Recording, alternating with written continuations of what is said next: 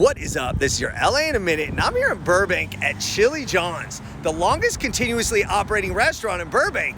But that's not why I'm here. I'm here because Chili John's has a recipe dating back to the 1800s that was learned from actual cowboys on the wagon trail. What? Let's get into it. John Isaac was a Lithuanian immigrant who had a taste for chili, and he learned the recipe from cowboys in Wisconsin. So it was there that he began making that recipe, and he made it well enough to open a saloon by 1900. Now at the saloon, he served lemon box iced pie, beer, whiskey, and chili. And the chili was so good, he earned the name Chili John. So the chili was a time-consuming 20-hour recipe, but it was good. And by 1902, Chili John's had become a staple in Green Bay. So he registered the name and created the logo, the same logo that's still in use to this day.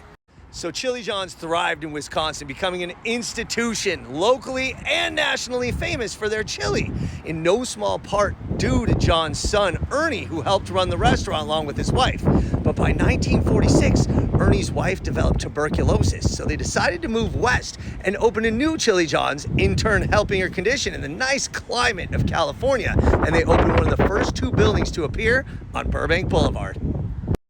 Ernie and his wife opened this exact restaurant with the same U-shaped counter that you see today, and also included this lake mural, which now at this point is almost 80 years old and still stands.